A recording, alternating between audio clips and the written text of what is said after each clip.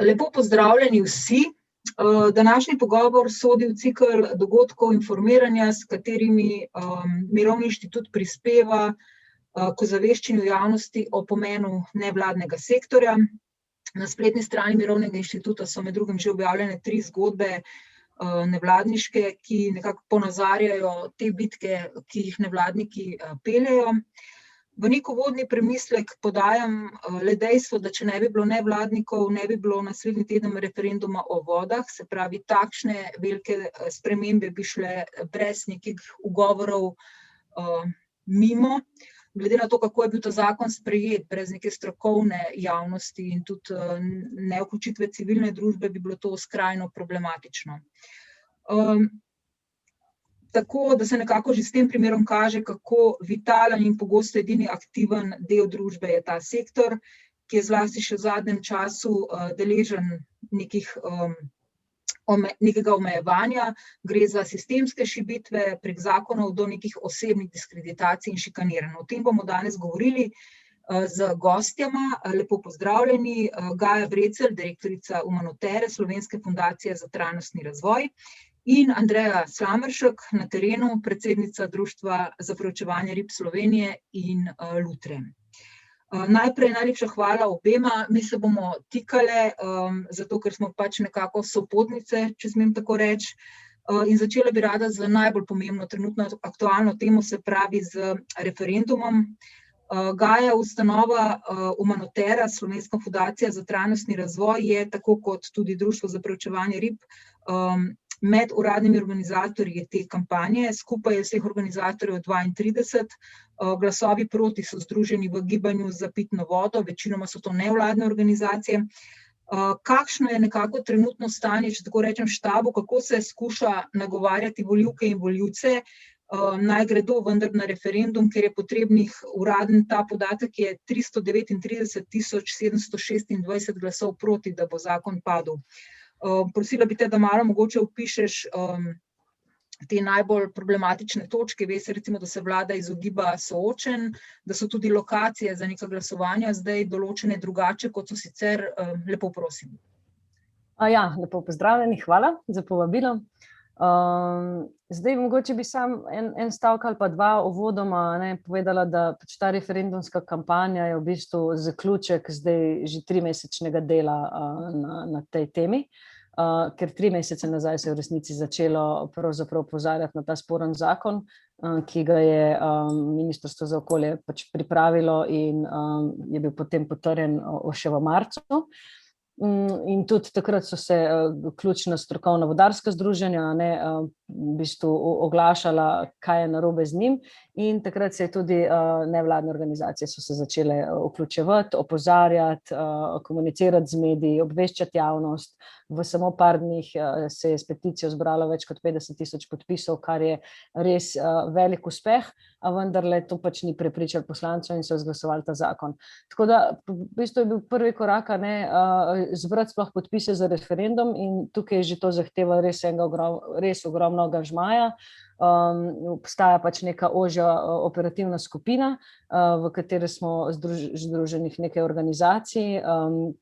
Niso to samo okoljske organizacije, so tudi druge, kar je potem še večja lepota tega, da v bistvu boj za eno tako osnovno dobrino, kot je voda, presega tudi pač samo varstvo okolja, ampak gre pač res za neko pravico vseh nas, ki bi morala biti spoštovana. In kaj že takrat se je kazalo, da so tukaj velike ovire, ker namreč, da ti zbereš ta podpis sploh za razpis referenduma, pomeni, da moraš v samo 35 dneh, pa še takrat so bile počitnice vmes, prvomajske, zbrati 40.000 overjenih podpisov, pa še to niso samo kar tako overjeni. Naprimer, tega online oddaš, potem ga nekdo na upravni enoti more sprintati, poštempljati, poslati nazaj nam, mi pa potem naknadno vložiti v Državni zbor. To je veliko korakov, ki so popolnoma nepotrebni, sploh pač v času digitalnega, in tudi določene upravne enote niso niti sprejemale in tako naprej. Tako da to je bil vse skupaj velik izziv, kako v bistvu mobilizirati ljudi na terenu. Več 100 prostovoljcev je delalo in te ljudje delajo še danes. Tukaj je ogromno ljudi, ki dneve in noči v bistvu so na štabu, so na terenu in delajo. Teh polem pod noge pa v bistvu je še kar nekaj bilo na tej poti. Je pa za razliko od kakšnih drugih bojev mogoče tukaj, jim ne gre nasprotnikom to na roko, da v glavnem ljudje hočejo zaščititi vodo, da je to nekaj, kar nam je skupno vsem in nas ne morejo deliti na tiste, ki nočejo zaščititi vode, pa tiste, ki hočejo zaščititi. Tako da tukaj ne morejo ljudi obrniti proti nevladnikom, kar je sicer neka taka redna strategija. Tako da zdaj ravno prej smo tudi govorili o tem, kako je na primer v Ljubljani, običajno predčasno lahko volimo na Linhartovi, pa na Tržnici, pač so določene lokacije, na katere smo ljudje navajeni. No, tokrat pa bo samo eno volišče za predčasne volitve v Ljubljani in to bo na Gospodarskem razstavišču, kjer tudi ljudje ne hodijo mimo, da bi jih lahko nagovarjali, da stopijo noter in dajo svoj glas. Tako da tudi to bo pač svojevrsten izziv. Ampak mogoče sam pač za zaključek te uvodne misli je pa to, da to, že kar se je zdaj zgodilo v 3 mesecih, je blazno povezalo civilno družbo in ne samo civilno družbo, tukaj so glasovi podpore iz kulture, so tukaj umetniki, glasbeniki, športniki, seveda strokovnjaki, organizacije, gledališča, skratka res ena taka široka paleta družbenih akterjev, ki preprosto pač hoče povedati, da je dovolj, da sprejeti tako pomemben zakon za zaprtimi vrati na neustaven in nedemokratičen način pač ne gre skozi. Hvala lepa. Andreja, tudi ti si ne v štabu, ampak na terenu, delaš neko to nevladniško terensko delo, se pravi, povej, kje si in kaj tamle počneš, ker je dokaj zanimivo. Ja, pozdravljeni še z moje strani. Jaz se oglašam iz Mariborskega mestnega parka in sicer imamo tukaj Art Camp, ki je del Lent festivala. In v bistvu na tem Art Campu v bistvu imamo delavnice za otroke in tudi v bistvu izobražujemo o pomenu narave in kako tudi raziskujemo naravo, ker sem tukaj kot predstavnica inštituta Lutre, Inštituta za ohranjanje naravne dediščine. Tako da sem zdaj v bistvu izven službenega časa, zdaj imam pauzo in zdaj sem v bistvu kot predstavnica Društva za preučevanje rib Slovenije tukaj. Tako da jaz se oglašam zelo lepega prostora. Verjetno imaš tudi kako funkcijo promocije udeležbe na referendumu, se verjetno tudi starejši ljudje kaj na to temo oglašajo. Imaš občutek, da so ozveščeni o tem, da referendum bo potekal in da je to pomembno, da pridejo in da se ga udeležijo?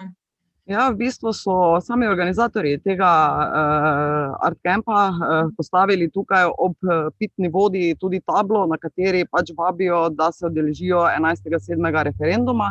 In dejansko tudi zdaj, ko otroke pripeljajo starši, dedki, babice in ko naleti beseda na to, se seveda vsi strinjajo, da je pač treba podpreti ta referendum in glasovati proti, vendar pa vse skrbi, ker je to v tem počitniškem času, ko so že vsi odšli na dopuste in vsi res srčno upajo, vsak, ki o tem govori, da bo referendum uspešen. Vendar pa res vse skrbi to, ker je pač neustrezen čas. Mogoče bi zdaj nadaljevala kar z tabo, Andreja, ki omenila sem že, da se v bistvu v zadnjem času, govorimo o obdobju zadnjih 2 let zlasti, obstajajo veliki poskusi šibitve nevladnega sektorja prek sistemskih sprememb, tukaj mislim sprememb zakonodaje, prek katere je aktualni minister za okolje nekako dosegal zaostritve pogojev za nevladni sektor za pridobitev statusa delovanja v javnem interesu ohranjanja narave. Se pravi, znotraj tega sektorja so ravno neke nevladne organizacije, ki se najbolj ukvarjajo prvenstveno z vodami tudi.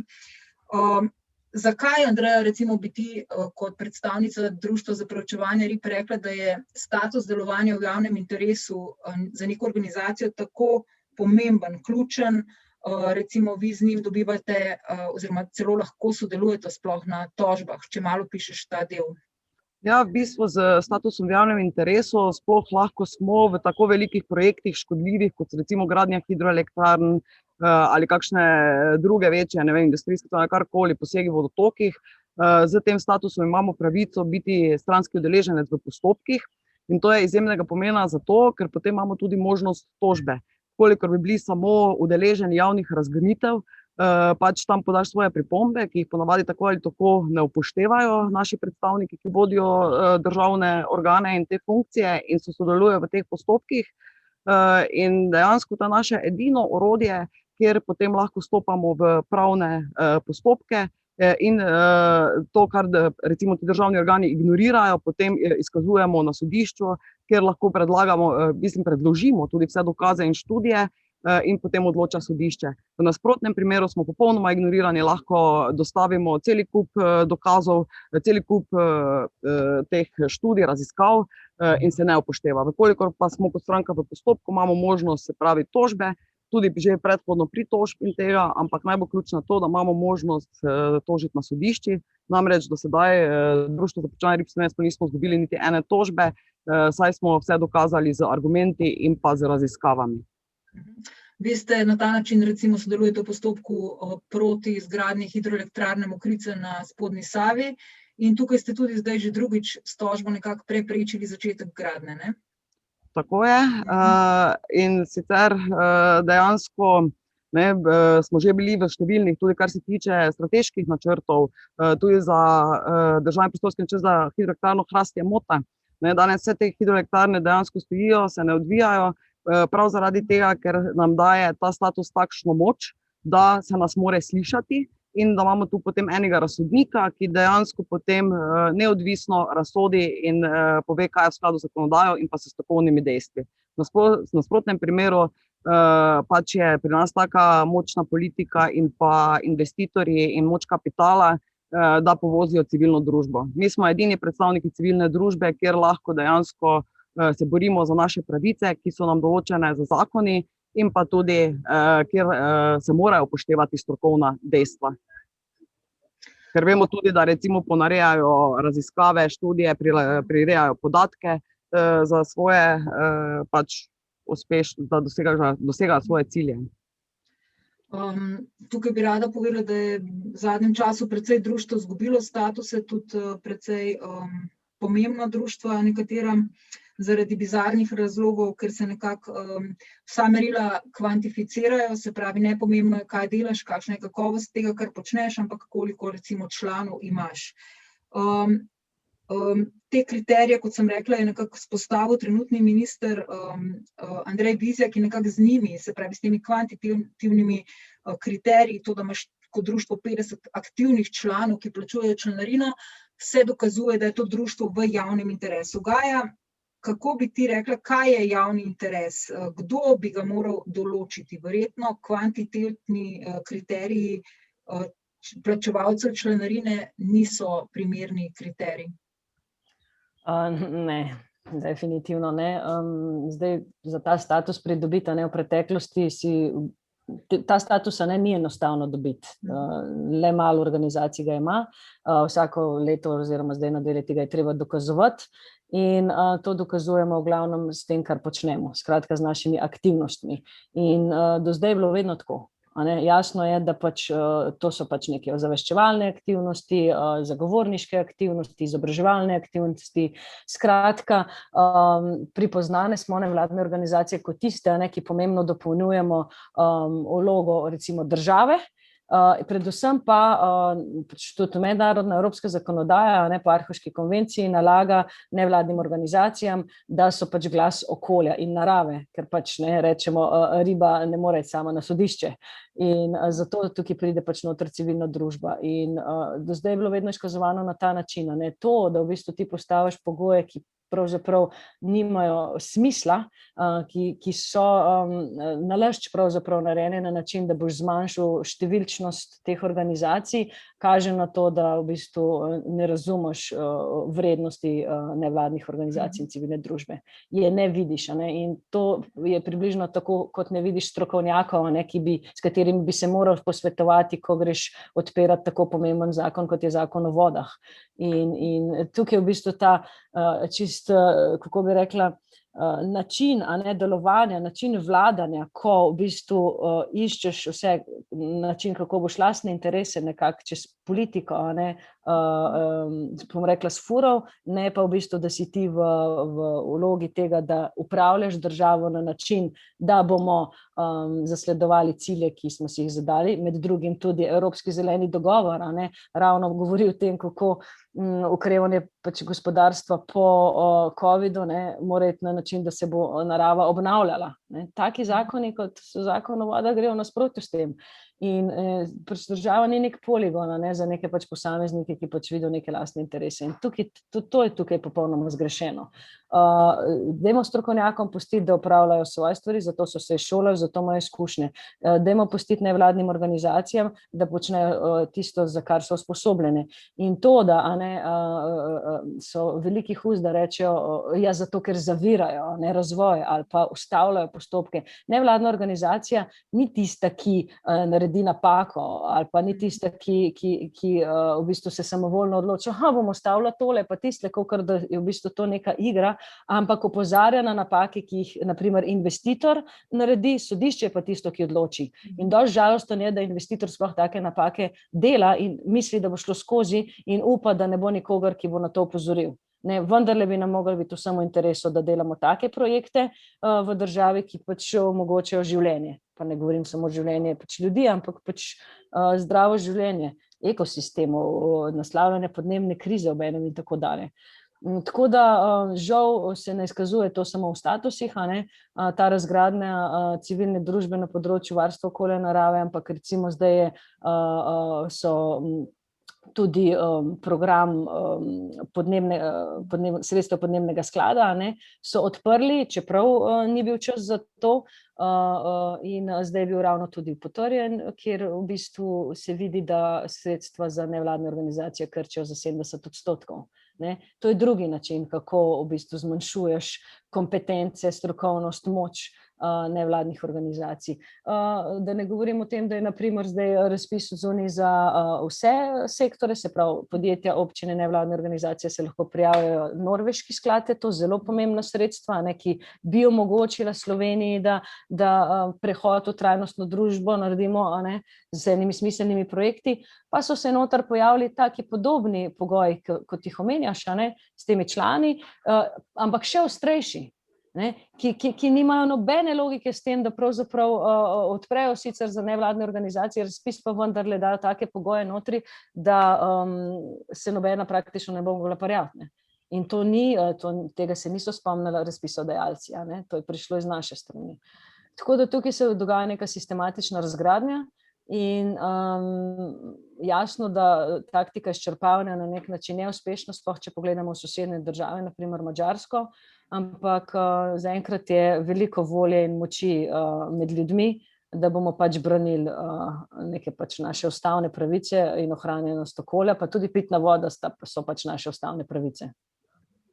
Tukaj bi omenila samo to, kar si rekla, da se nevladnikom očita, da zavirajo postopke in tako naprej. Mi imamo primere sodne, ker je sodišče ravno na podlagi prijave nevladnikov razveljavilo recimo okoljevarstveno dovoljenje, ki ga je izdal ARSO, zato ker je bilo v njem vsebinsko in procesno toliko napak. In takrat bi pričakovali verjetno, da bi država vzela pod precep ARSO in vprašala, kaj se dogaja na Agenciji RS za okolje, ki je zagotovo ena najpomembnejših institucij v tej državi, ker odloča o posegih v naravo in tako naprej, ampak ne namesto te neke notranje čistke znotraj ARSA, neke prevetritve, kaj se je tam pravzaprav zgodilo, da so izdali nezakonita dovoljenja, se je nekako obtožilo nevladnike, da so krivi, ker so postopki padli.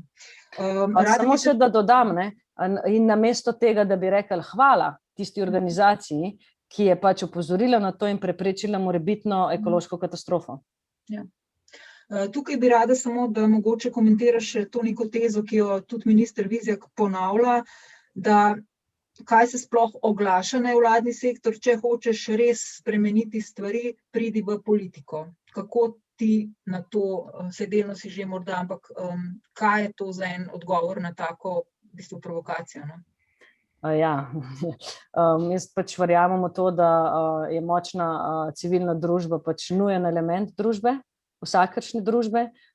Skratka, ni samo politika in gospodarstvo in to je to, ampak ravno pač kritična misel, ki deluje tudi bolj od spodaj navzgor, ki je na terenu, ki v bistvu tudi vključuje lokalno prebivalstvo, ljudi, skratka, ki je ta vez, lahko potem med politiko in je na nek način organizirana, ker vsak posameznik seveda ne more iti v tožbo tako, ali pa gre zelo težko. Če ni direktno v bistvu se ga ne vpliva nanj.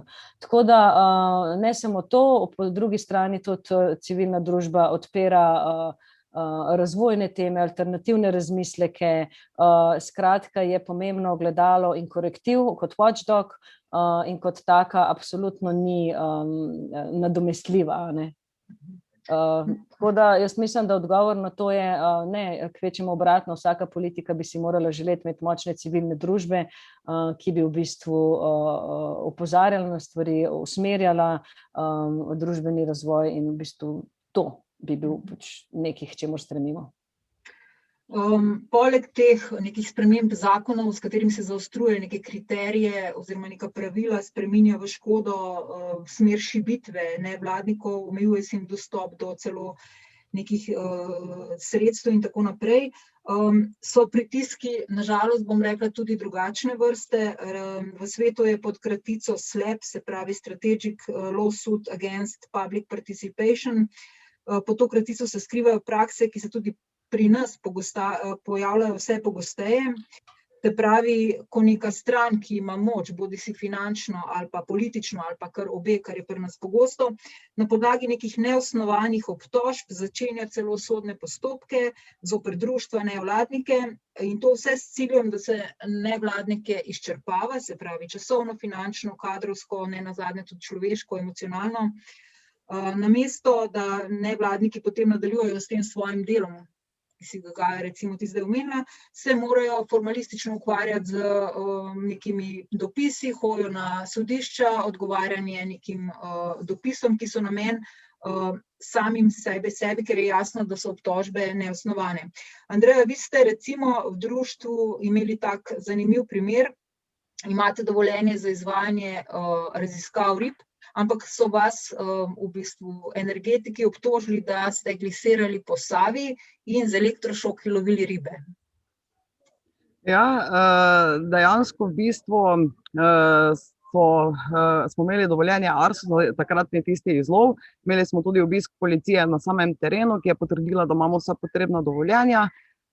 Vendar se je potem začelo to odvijati, naenkrat so nas s kriminalistične postaje poklicali, dobili smo se pravi od inšpekcije za okolje in inšpekcije za ribištvo, da smo kršili zadeve in dejansko smo mogli potem hoditi na sodišče in vse so nas obtoževali. Bili smo prijavljeni tudi celo inšpekciji za upravne postopke, v kateri ker to je pač Vizjak takrat, kot predstavnik hidroelektrarne na spodnji Savi, dejansko so oni najeli odvetnika Šribarja, ki nas je v bistvu že ves čas v postopku, je njegova naloga bila, da smo na sodiščih se že prvo pri dostop do podatkov, se pravi osnovnih študij, in on je bil samo s tem namenom, da nam je onemogočil dostop do teh podatkov. Niso upoštevali niti informacijske pooblaščenke, potem je prišlo do tožbe. In takrat je ta odvetnik Šribar vložil tudi odredbo, da ne moremo priti do teh podatkov. In to je trajalo recimo 2 leti, preden smo mi do podatkov prišli. Naslednja stvar je bila potem s temi inšpekcijami. Pri inšpekciji za ribištvo smo, hvala Bogu, zadeva zaključena, medtem ko pri inšpekciji za okolje pa smo bili že na ustavnem sodišču, zdaj smo spet nazaj na upravno in vrhovno sodišče. Tako da to se zdaj že vleče od leta 2018. In dejansko je to ogromno dela, ves čas je potrebno nekaj dopolnjevati, hoditi na zagovore in ti ljudje imajo dejansko denar in to delajo v službenem času, najamejo ljudi za take zadeve, ne? Mi kot nevladniki pa se v bistvu branimo, delamo to po službah, po noči, med vikendi, zato da spišemo te zadeve, imamo zelo kratke roke. da lahko to odgovoriš, tako da ti ne moreš da reči, ok, dobro, bom jaz to naredila jutri ali pa čez 2 dni, ne, treba se takoj narediti, ne glede na to, kaj še imaš ti zraven za narediti. In tega se ti ljudje zelo dobro zavedajo, ne, in to je njihovo eno izmed glavnih orodij, da se na taki način tega poslužujejo, ne. Ni pa niti zanemarljivo dejstvo, da imajo v celem državnem aparatu, na vseh ministrstvu za okolje in prostor, ministrstvu za infrastrukturo, ARSO, Zavod za varstvo narave, vse posod svoje lovke in noter svoje predstavnike ljudi, ki dejansko tudi, recimo na ministrstvu za infrastrukturo nam je Cveto Kosec povedal, da smo mi njihov sovražnik. Med sestankom je poklical, se pravi, predstavnika spodnjesavskih hidroelektrarn in je tudi sam rekel, tudi mi vam ne bi dali, ker delate proti nam, vi ste naš sovražnik. Tudi mi vam ne bi dali teh študij. Potem naslednja je recimo ta Vesna Planinšič Kolar, ki je na sektorju celovite presoje vplivov na okolje, na ministrstvu za okolje in prostor, ki je vodja tega sektorja in vodite tudi najvišje te strateške dokumente, prav vse za hidroelektrarne. In tudi ona je v bistvu poskušala najprej nam s tem, da naj odstopimo od hidroelektrarne Mokrice, in nam ponujala, da bomo potem lahko na nekih projektih na Dravi in tako naprej. Potem, ko smo mi rekli, da ne odstopamo, da so naši standardi, se pravi zakonodaja in strokovna dejstva, to je naš minimalni standard, so potem bile ponudbe oziroma celo izsiljevanja in grožnje, da če ne bomo odstopili od hidroelektrarn Mokric, bojo pozidali celo Muro, bojo šli tudi na hidroelektrarne na srednje Save. Tako da v bistvu sistemsko sodelujejo. Potem imamo tudi na Zavodu za varstvo narave direktorja Teja Oršaniča, ki je dejansko v bistvu tudi sosed, lahko rečem, Vizjaka. In on kot predstavnik narave, ker je kot dejansko naša edina inštitucija, ki je dolžna izvajati naravovarstveno zakonodajo na strokovnih dejstvih, je v bistvu popolnoma na njihovi strani in se dogajajo totalni absurdi in tudi njegovi zaposleni na zavodu morajo tudi spreminjati svoja mnenja, brez kakršnih dokazil, dodatnih raziskav, in grejo ta mnenja iz negativnega potem v pozitivno, brez da bi karkoli manjkajoče stvari se dopolnile, priložile in tako naprej. Tudi smo bili priča, recimo zdaj pred kratkim Zavodu za ribištvo, se je enako zgodilo, prejšnji direktor je bil prav tako podpornik in je brez strokovne ekipe, podpornik hidroenergetiko in je brez strokovne ekipe izdal soglasje k posegu z enim stavkom. Medtem ko zdaj ta novi direktor pa so v prvem primeru dejansko, ko so dali neodvisno mnenje, še takrat brez pritiska, je bilo negativno, so opozorili na pomanjkljivosti in pa zakaj je mnenje negativno, strokovno se opredelili do tega in seveda je potem spet tukaj nastopil Vizjak preko Ministrstva za kmetijstvo, ki je pozvalo tega direktorja novega na zagovor in seveda je mogel potem Zavod za ribištvo iti po navodila na Zavod za varstvo narave, da so potem izdali pozitivno mnenje. Spet brez strokovnih podlag, brez strokovnih argumentov je bilo izdano pozitivno mnenje. Se pravi, ti investitorji, to ni samo politika, ampak gre dejansko, da imajo celi aparat v svojih rokah. Najbolj žalostno je, da je to državni aparat, ki ga plačujemo z davkoplačevalskim denarjem in bi morali delati v imenu ljudstva. To, kar počnemo mi, je pa prav nasprotno. Se pravi, so na strani kapitala. Na Ministrstvu za okolje in prostor nam je tudi eni izmed njihovih odločb, sklepov še pred prejšnjem postopku nam so zagrozili, da bomo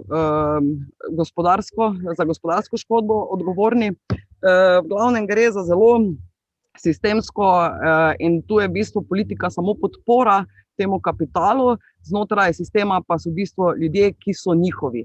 Noben to ne dela v imenu ljudstva, to smo edino mi, ki povemo, zdaj pa dovolj, zakon pravi to, strokovna dejstva so to in to pomeni za nas ali uničeno okolje, ali bomo brez pitne vode, ali bomo imeli zaradi tega poplave, ali bomo izgubili kmetijska zemljišča, da pa o biotski raznovrstnosti in ekosistemih, ki so pa ključni za naše preživetje. Tudi danes vemo, da v bistvu vse globalne smernice opozarjajo na krizo biotske raznovrstnosti in pa na podnebno krizo, ki sta z roka v roke. In podnebne krize brez reševanja narave ni mogoča.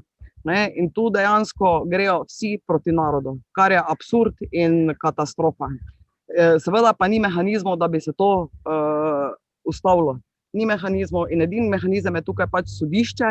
In zato je tudi tukaj zelo pomembno, da imamo status delovanja v javnem interesu in zaradi tega tudi Vizjak med vsemi poskusi, tudi poskusi podkupovanja, ko sta z Barbičem povabila DPRS na sestanek, da lahko sodeluje, da bomo delali mi monitoringe, mi nadomestne habitate, omilitvene ukrepe in tako naprej. In smo zavrnili, prav tako z argumentom, da ne odstopamo od minimalnih standardov zakonodaje in strokovnih dejstev. Je v bistvu dejansko zdaj, ko je videl, da nima moči in je ves čas zgubljal, da pač njegovo nezakonito in pač lažnivo delovanje zdaj proba uzakoniti s tem, da zakone in naše uredbe, pravilnike, zakonodajo komplet spreminja. In ne samo to, da onemogoča nevladne organizacije, ampak tudi do take mere, da bi lahko, da v bistvu celo krši evropske direktive, tako habitatno ptičjo kot vodno direktivo, in zato smo tudi v naši tožbi, zdaj ta zadnji, ko smo tožili pri HE Mokrica, noter zapisali, naj sodišče odloča na podlagi evropske zakonodaje, namreč ta slovenska zakonodaja, ta vlada, kar počne z Vizjakom na čelu, je v bistvu alarm. Gorijo res vsi alarmi, in to je zdaj v bistvu edini branik, je tu nevladne organizacije, so edini branik dobesedno civilne družbe. To, kar bi mogli početi naše državne inštitucije in nas ščititi. In prav tako politika nas bi mogla ščititi v teh primerih. Andreja, tukaj mogoče samo še en kratko opiši. Vi ste v društvu celo, ko govorimo o napadih, doživeli to, da v bistvu so hoteli, pojavilo se je v neki točki zelo velika skupina ljudi iz Vizjakovega domačega okolja, ki so poskušali postati člani društva, šlo je za gradbince razne, se pravi neka nova praksa, je tukaj tudi poskusi prevzemu v društvu, ki si pri nas že poznamo, da pride pač kombi ali pa avtobus članov, zruši predsedstvo in potem društvo spremeni kompas. Se pravi, tukaj to so tudi taki zelo podli načini, se nekako pojavljajo, ne? Drži, ja, začeli so pač masovno prihajati in bilo je zelo jasno razvidno, celo z istega bloka, iste osebe, v istih kuvertah in tudi dejansko brez osnovnih podatkov. Bili so celo nekateri tako sumljivi podatki, niti nismo vedeli, ali ljudje res živijo ali ne. Tako da tisto, kar je napovedoval Vizjak, kaj bo pregledoval, se je v bistvu zgodilo v tej zgodbi, ne. In to je za nas pomenilo spet ekstremno veliko dela, administrativnega, spet ponovno smo delali non-stop, da smo lahko to odgovarjali, se pravi prvo sploh pregledali zadeve, raziskali, kdo sploh ti ljudje so, in dejansko je to bilo, to so načini izčrpavanja tudi, ko se ti dejansko braniš pred nekimi neznanimi osebami, ki pač se vidi, iz Brežice prišlo naenkrat 17 pisem v paketu skupaj, ne. Tako da je bilo zelo jasno in od tega je bila familija gradbincev, ne. En je pač prodaja, eden izvaja gradbena dela, drugi pa posoja gradbeno opremo, ne. Gaja, tudi tebe bi prosila mogoče za komentar s takimi metodami, če imate kako tako izkušnjo. Ja, imamo. Magna je ta izkušnja. V bistvu je podobna, no, ampak so pač druge neke taktike. Namreč leta 2016 mislim, da smo skratka zvedeli, da se potihem sprejema nek poseben zakon, tako imenovani Lex Magna. V bistvu je bil pripravljen nek zakon za enega posameznega investitorja in ko smo pač zvedeli, da se to v tajnosti dogaja, smo opozorili na to.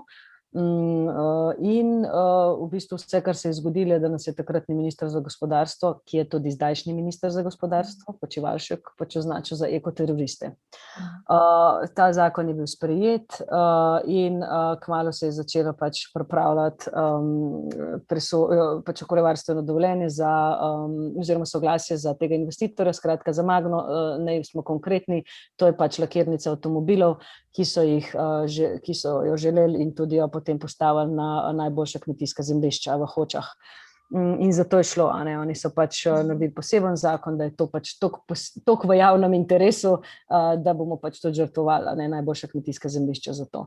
In mi smo se vključili pač v postopek, a ne, tako kot je Andreja govorila, kot če imaš status, se lahko v te postopke vključiš in pač z argumenti sodeluješ. in v bistvu se je takrat začela. Začeli se v bistvu, mi nismo bili v resnici niti pripravljeni, čisto iskreno povem, ker smo samo mislili, da strokovno v bistvu se vključujemo in strokovno argumentiramo. No, kar je bilo pa zelo boleče spoznanje pa je, da če se je takrat politika odločila, da bo enemu samemu tujemu investitorju šla tako na roko, da bo za to uporabila pa čisto vse orožje. In tukaj govorimo do tega, da so seveda nas diskreditirali, do tega, da so ljudi hujskali proti nam, da se, ne vem, so se naše slike rolale po Facebooku, da boste vedeli, kdo je kriv, da vi ne boste imeli služb, do tega, da so mene en dan zjutraj klicali iz policije na telefon, so rekli, dober dan, kličemo iz policijske postaje, ne prihaja danes v službo, k vam je na poti avtobus razjarjenih ljudi. Skratka, so nahujskali ljudi, da pridejo težit. Kar naenkrat smo imeli popolnoma onemogočen dostop do vseh medijev, čeprav običajno pač s tem nimamo težav, ker pač naše strokovne vsebine vendarle nastopajo v medijih, kar naenkrat nismo imeli nobene več šanse. Samo še vse, kar smo lahko brali, so bile v nas laži, to so bili pač plasirani članki, ki jih bi vsak novinar lahko z 2 klikoma videl, da so pač neresnice, in vem, da tudi nekateri novinarji so zavračali te stvari pisati, drugi so pač sledili uredniški politiki, ki je pač tukaj bila v primežu politike in kapitala, in tukaj je tudi zelo tipičen primer zlizanosti. In kaj je epilog tega?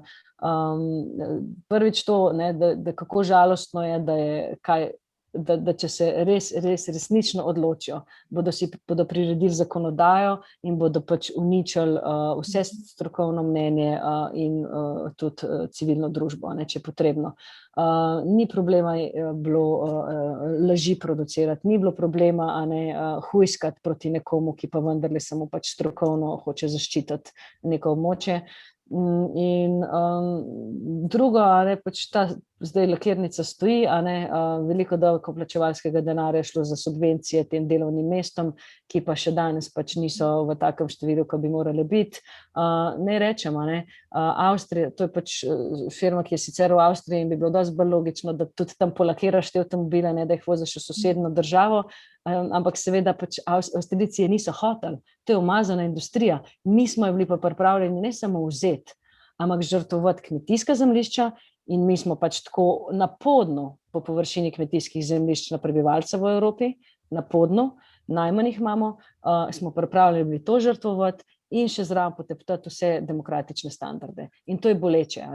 In zdaj, kaj se dogaja pa v bistvu, in to je bila kakor levo-sredinska vlada takrat, in kaj se zdaj dogaja, zdaj pa v bistvu ta boj je pa pravzaprav samo še bolj brutalen pa odkrit postal. Tukaj pa zdaj ni več nobene samokontrole v tem, da se mirno izreka laži, nobene samokontrole v tem, da se nekoga diskreditira. Preprosto pač tudi ta osnovna olika tega ni več. Tukaj dejansko se zreducira vse na neko nonšalantno prostaško komentiranje in to je tudi tisto, kar boli. Da se pravzaprav ne pogovarjamo velikokrat več na strokovnem nivoju, ampak v bistvu govorimo samo še o mnenjih. Kot da v enem trenutku so imeli pač mnenje o tem, ali podnebne spremembe obstajajo, razumete, mnenje. Nekje so tukaj znanstveniki, ni važno, nimamo pač mnenje. Bojo pa ljudje se odločili, komu verjamejo. In to je boleče. In glede na to, da je ogromno tudi pač teh teorij zarote in lažnivih novic produciranih in da ljudje pravzaprav se informirajo samo še preko nekih svojih informacijskih balončkov, v katerih so, je še toliko pomembno, da recimo tisti mediji, ki so državnega pomena in so na tem nivoju, da se ne pustijo tem pritiskom, pač tukaj se mi zdi, da je to tudi eden izmed branikov, ki se zdaj hoče do konca razgraditi, in da to je tudi nekaj, kar civilna družba pač absolutno ne more spustiti. Mogoče tukaj eno povezano vprašanje za to klimo, ki si jo ti zdaj zelo nadzorno opisala. V zadnjem času se v državi dogaja vse več okoljskega kriminala, takega zelo odkritega. Mislim recimo zlasti zdaj na ta zadnja odkrita nelegalna odlagališča komunalnega blata iz čistilnih naprav, ki so bile odložene v naravo. To blato je, vemo, zelo nevaren onesnaževalec, lahko povzroči tudi izbruh bolezni, nenazadnje. V njem so patogeni organizmi, tudi virus, celo ta aktualni je bil tam noter najdem, težke kovine, druge nevarne snovi. Bi lahko, oziroma to je vprašanje za obe, je ta predrznost, da se celo neke organizirane združbe, ki se ukvarjajo s tem okoljskim kriminalom, pojavljajo in služijo s takimi praksami, povezana tudi z to neko klimo in signali, ki jih sporoča aktualna okoljska politika. Se pravi, prednost ima kapital, ni važno, kaj se dogaja z okoljem, narava je samo platforma za betoniranje in kjer lahko gradimo. Mislite, da je ta politika tudi soodgovorna za bohotenje teh okoljskih kriminalnih praks, celo na organizirani ravni? Mogoče, ne vem, Andreja, ti začni. Definitivno. Moram povedati, da v bistvu se to v vseh vladah dogajalo, tudi v vseh prejšnjih vladah, ker na to so pač vse vlade imune in v bistvu, kot da bi nekako podpirale, tudi vemo, koliko se je požigalo teh smetišč in to v pretekli vladi, nekaj je vsaki teden zagorelo eno smetišče, potem tudi Kemis in to niso bile nenačrtne zadeve, ne, spontano od sebe, to je vse načrtno. Je pa v bistvu dejansko s to vlado prišlo, da je to zdaj postalo, kako ne rečem, legitimno, da je to vse okej, ne, da v bistvu več niti skrivajo, ne. Je bolj postalo kot neka naša normalnost, ne. Mislim, dejansko, ker ves čas v Sloveniji smo prav, kar se tiče tega, že odkar se jaz z varstvom narave ukvarjam, je okoljskega kriminala toliko, da bi mi mogli imeti prav posebno enoto policijsko in pa še mogoče kaj zraven, ki bi se samo s tem ukvarjala. In pa seveda tudi inšpekcije v Sloveniji sploh ne delujejo, inšpekcije ukrepajo v primerih tako, kot pridajo zahteve, od koga mora inšpekcija preganjati, od teh kapitalcev, ne. Medtem ko pa v primerih, ko so pa recimo veliki izpusti greznic v vode, ko smo recimo DPRS tudi prijavljali prejšnja leta, pa potem samo piše storilec ni znan, ne.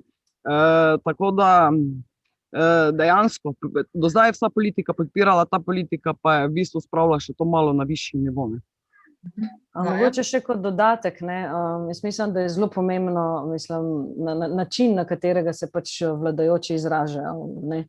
In če v bistvu ti javno, naprimer tudi sovražni govor, ne, ali pa če javno komu groziš, če daješ ideje, kaj bi lahko komu naredil, ne, kar se danes dogaja, v bistvu daješ vsem ljudem, ne, ki imajo v sebi pač recimo neke vrste agresijo, tendence, karkoli, no, skratka, in daš zeleno luč, da je to okej.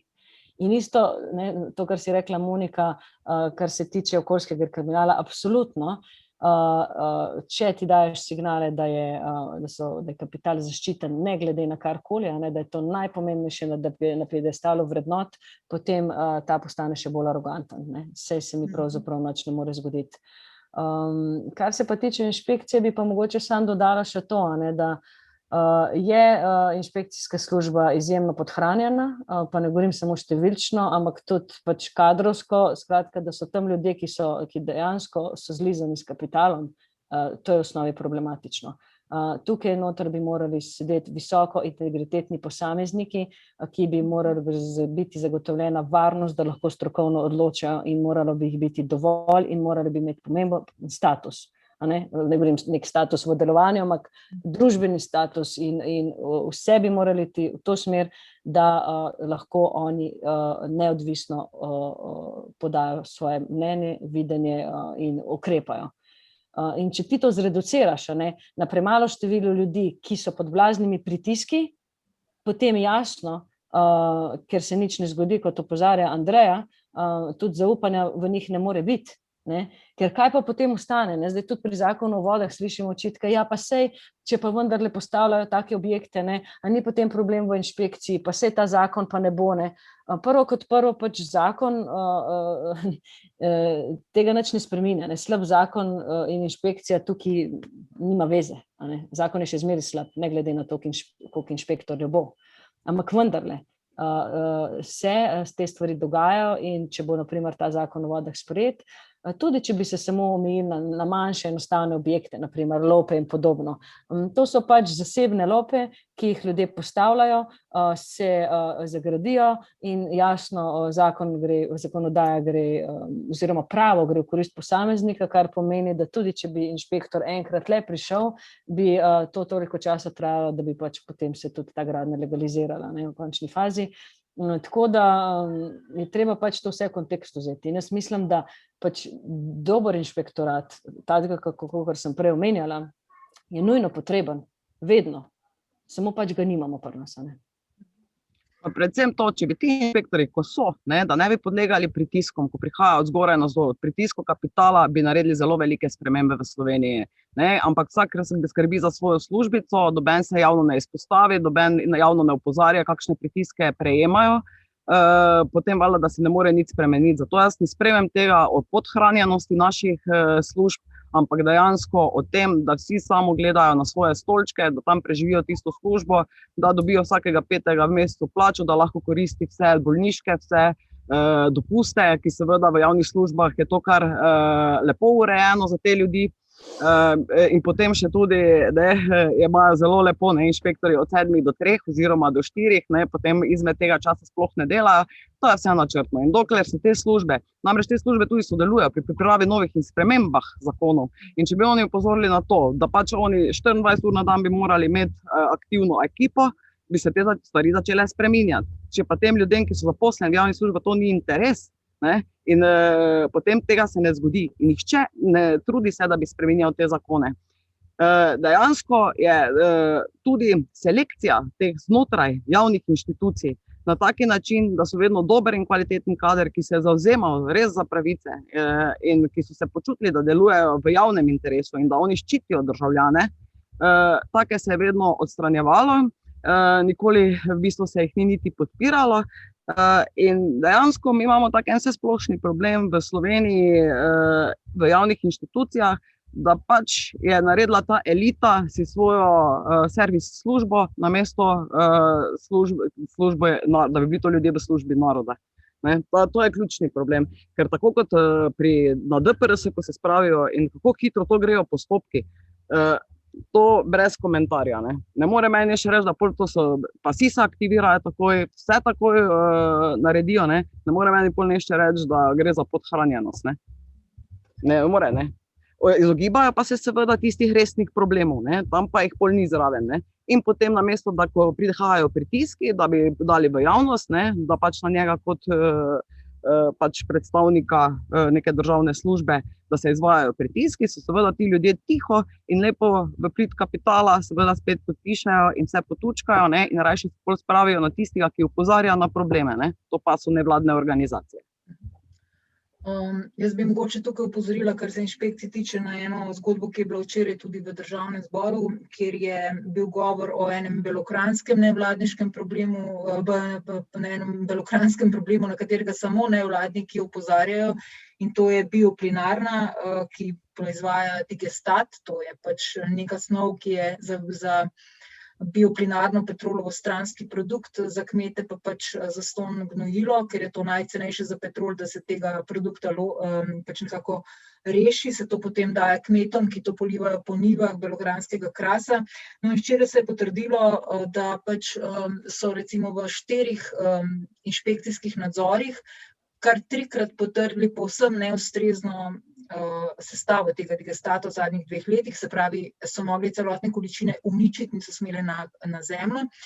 In tukaj se recimo postavlja vprašanje, ne, kakšen, tudi povezano, to je neke sorte okoljskim kriminalom, kaj bi bilo, če teh inšpekcij takrat ne bi bilo, bi ta digestat pristal na kmetijskih zemljiščih, popolnoma neprimerne sestave, imamo tam še endemita, živalsko vrsto, črno človeško ribico, ki umira zaradi pretiranih nitratov. Se pravi, inšpekcija ima ekstremno pomembno vlogo, ker ni nobenega strahu pri subjektih, celo takih uglednih, kot je recimo Petrol, se ne bojijo kršiti nekih pravil, to delajo, se pravi, in potem je inšpekcija naložila zgolj neko odpravo teh količin digestata, ni pa bilo nekih seštevkov teh napak, neke hujše sankcije, ki bi mogla slediti ob nekem sistematičnem kršenju in tako naprej. Tako da mogoče je to samo moj prispevek še k temu, kar je povedano. Zdaj bi imela pa samo še eno mogoče zadnjo vprašanje in da nekako bolj optimistično končamo obema, bi vaju vprašala, kako ste sploh pristali v tem sektorju in kaj je vendar v nevladništvu ta nagrada, ki verjetno nekje je, ali se jo pa skozi lovi. Mogoče, ne vem, Gaja, ti začneš. Jaz mislim, mene že od, kar sem začela razmišljati svojo glavo, bom rekla tako. V bistvu sem želela študirati nekaj v tej smeri, pa pač takrat v bistvu ni bilo to možno. Pač ta trajnostni razvoj, pač matru, pa ne samo okoljska komponenta, ampak družbena komponenta, ta presek. In potem v bistvu, ker takega študija takrat ni bilo, sem pač šla študirati nekaj drugega in sem rekla, se me bo življenje pripeljalo. Tako da me je dosti hitro, zdaj že 15 let sem tukaj na Umanoteri in v resnici pač jaz, to je moja izbira, jaz s svojimi slabimi pogoji dela in z neverjetno voljo do tega, kar počnem, nisem nobena mučenica, ampak daleč od tega, to je nekaj, kar jaz želim početi, zato ker me enostavno mislim, da ta delček svojega časa, ki ga bom preživela na tem svetu v svojih pač 80-90 letih, ga želim porabiti na način, da sem na pravi strani zgodovine. In to je tista stran, ki pač je strpna, spoštuje sočloveka, spoštuje naravo, spoštuje živa bitja in to pač na vseh poljih svojega delovanja. Ne morem si predstavljati, da bi toliko ur na dan preživela v službi, ki bi bila kontra mojim vrednotam. Tako da v bistvu gre samo za življenje v skladu z mojimi lastnimi vrednotami. In pač to je na nek način, kako bi rekla, nagrada, da tisto, kar počneš tudi v službenem času, da je tisto, k čemur si prizadevaš tudi osebno. Da so vrednote v liniji, jaz mislim, da je to v bistvu nekaj potem najlepšega. Hvala. Andreja? Jaz sem že vpeta že zelo dolgo tudi v vso to nevladniško sceno. Moji prvi tisti, kar so bili take zadeve, so bila dejansko terenska strokovna znanja. Na teh terenih smo tudi dejansko videli, koliko je teh katastrof ekoloških, koliko kriminala nad naravo se dogaja. Namreč bila sem vedno prisotna v teh naravovarstvenih nevladnih organizacijah. In sicer moja začetna pot službena je bila, se pravi, šolstvo, potem Zavod za varstvo narave, ampak dejansko, ko vidiš, koliko resnic, krivice in koliko laži se tukaj producira in da se, koliko krivice se nam dogaja, tako ljudem kot naravi, seveda sem jaz ves čas zastopala to tudi v javni službi. To me je tudi seveda sčasoma odpeljalo stran od javne službe in v bistvu se začela ta s pravnega vidika potem se boriti na nevladni sceni, ki pa je v bistvu edino orodje v Sloveniji, kjer ti lahko dosegaš te cilje, da preprečuješ to krivico, ki se ves čas dogaja. Ker to je edini vzvod, ki ga imaš, kjer se ti lahko boriš proti vsem tem krivicam in svinjarijam, ki jih proizvajajo politike in pa seveda kapital, ki ima v rokah tudi naš državni aparat. Hvala lepa. Lahko jaz nekaj vprašam? Komod. Pozdravljeni še z moje strani. Rada bi vprašala glede na raziskavo, ki sem jo tudi z vama obema opravila leto, dve nazaj o napadih na nevladne organizacije in ugotovitve, kako so ravno okoljevarstvene nevladne organizacije pravzaprav tarča cele pahljače političnega spektra in tako raznolikih akterjev, od gospodarstva, medijev, politike, z vseh političnih strani. To me je dejansko kot raziskovalko v veliki meri presenetilo. Dostikrat je vtis, kako so nevladne organizacije in so dejansko s področja človekovih pravic tarče enega političnega spektra in akterjev.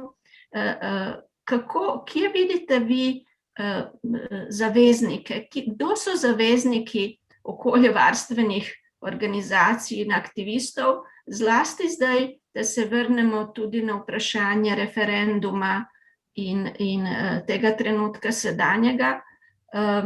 Kdo so zavezniki v političnem smislu, kdo so zavezniki v nevladnem sektorju, v mednarodnih krogih, mednarodnih inštitucijah, v naših neodvisnih inštitucijah, to je dostikrat povezano z Aarhuško konvencijo, tudi dostop do informacij javnega značaja. Kako se okrog tega organizirate, kje iščete podporo? In zlasti me zanima nazadnje to zavezništvo z državljankami, državljani.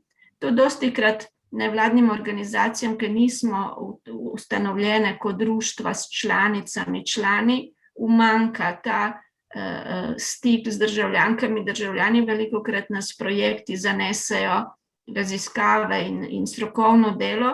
Kakšen občutek je zdaj to v pripravah na referendumi, zdaj v izvedbi, ta možnost imeti stik z množico državljank in državljanov?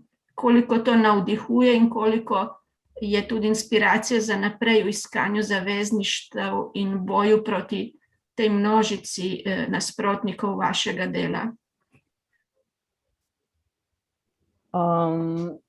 Mislim, da se v zadnjih letih v bistvu ta družbena klima precej spremenila. To, če smo, 5 let nazaj, kaj pa na podnebnem shodu, nas je bilo par 100, se je ta momentum okrog Grete Thunberg in pač po celem svetu, ki se je stopnjeval in temperal, preselil tudi k nam, in smo videli 10 000 ljudi na cesti, pretežno mladih, zadnjič na alternativni proslavi, kjer so bili govorci tako iz področja kulture, delavskih pravic, skratka izbrisanih, LGBTQ, vse možne teme so bile, praktično vsak izmed njih je na nek način omenil, kako pomembno je tudi ohranjanje narave, kako pomembno je ohranjeno okolje, skratka to, da je zdaj to v normalnem družbenem diskurzu vedno bolj, bom rekla, je lepo. In voda kot ena taka tema tukaj res združuje pač tudi ljudi iz vseh področij, tako kot sem na začetku omenila, niso vsa področja okoljevarstvena ali pa naravovarstvena taka, ki bi združevala blazne množice, velikokrat smo v teh bojih osamljeni, velikokrat zaradi nerazumevanja, zakaj sploh gre, oziroma s tistim, se to bo enkrat šele čez nekaj časa. Ta zmožnost človeka, da vidi, da pravzaprav to, kar počne danes, se bo poznalo čez desetletja, ampak takrat bo pa že prepozno ukrepati, to je težko. In ne glede na to, kako se bo referendum razpletel, jaz sicer verjamem, da bo večina vseeno glasovala proti škodljivemu zakonu, vprašanje pa, če nas bo dovolj, zato, ker je ta velik pomemben kvorum, ki ga moramo doseči, se pravi 20% volivcev mora biti proti. Jaz mislim, da v vsakem primeru je to, iz tega izhaja bolj povezana civilna družba, večje zavedanje ljudi po nujnosti ohranjanja narave in v vsakem primeru to je pomembno in dobro. Je pa to nezanemarljivo tudi povezovanje s tujimi organizacijami, ker namreč to ni unikum v Sloveniji. To je v bistvu način, ki obstaja tudi v drugih državah, je vedno bolj prisoten, so tudi korona krizo izkoristili za to, da so v bistvu noter vnesli rahljanje okoljskih varovalk v zakonodaji in podobno.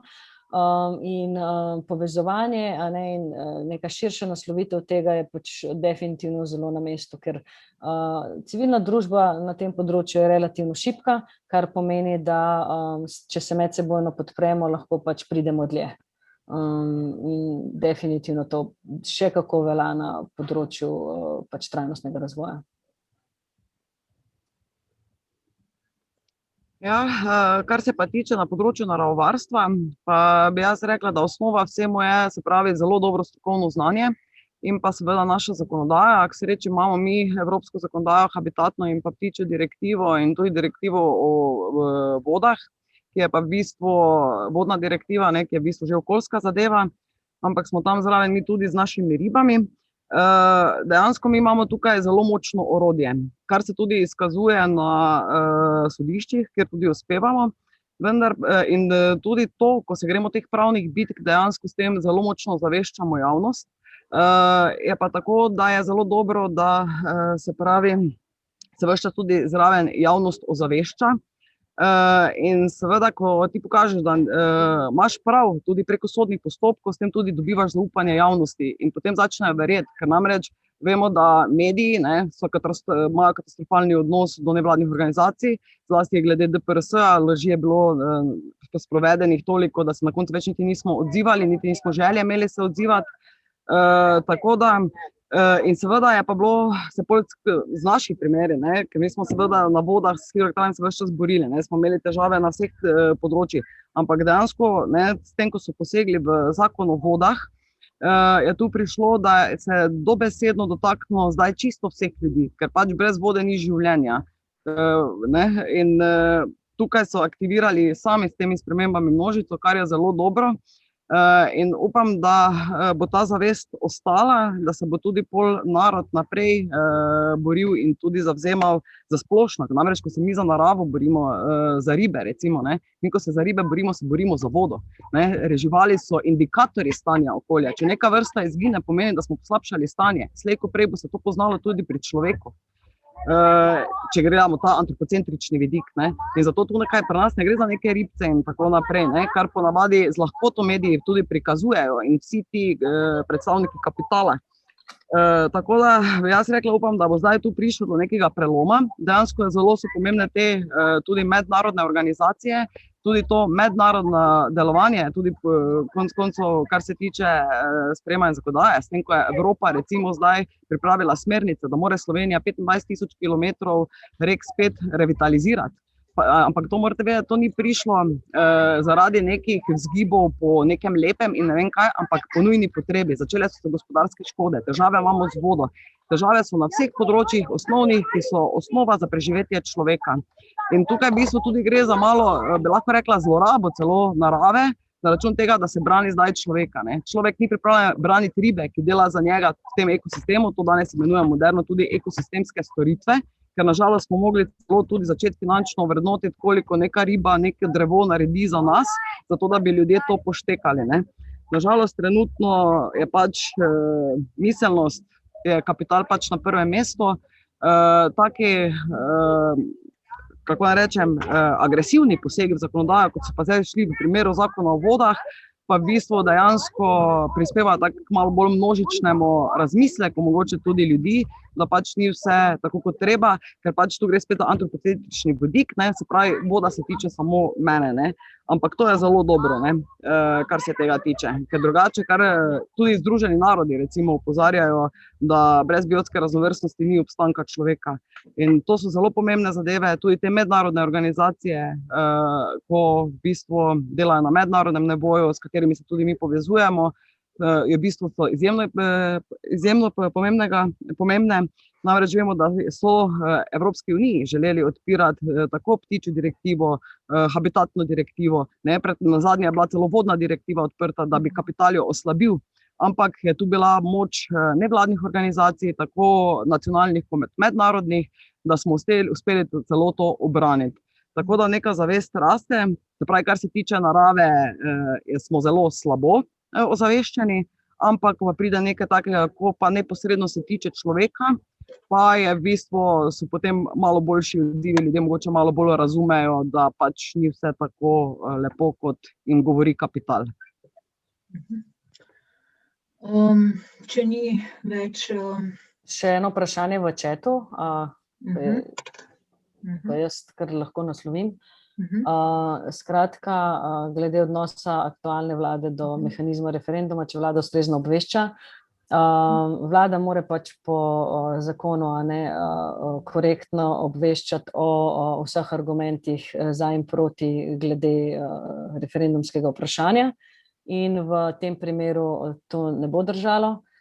Mi smo na to tudi v Gibanju za pitno vodo opozorili, da Ministrstvo za okolje, predvsem minister Vizjak, v bistvu zlorablja svojo pozicijo in plasira neresnice in te neresnice tudi sproti vedno pač strokovnjaki demantirajo in v bistvu tega po zakonu ne bi smeli početi.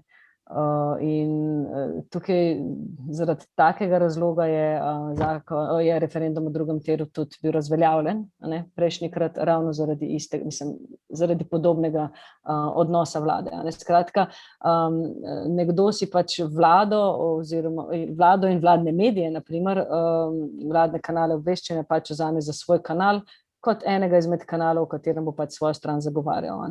To pa ni korektno obveščanje o referendumskem vprašanju. V bistvu celo se proizvaja laži, in mediji jih celo ponavljajo ves čas, kar še je največji alarm. Ne udeležujejo pa se mediji tam, kjer se civilna družba oglaša. Zato jaz tudi pravim, da mediji so dejansko največje zlo. Ker tega sploh ne bi smeli dopuščati. Laži so pač laži. In dejstva so dejstva. In tega bi se bilo treba držati. Martina, vam hvala, da ste prišli in zdržite v STA-ju. Velikokrat se mediji, recimo zlasti glede referendumskih pravil, ne udeležujejo tovrstnih pogovorov, kot je ta, tehtajo in gredo na kakšne druge pogovore ali se povsem izognejo. Hvala, da ste prišli.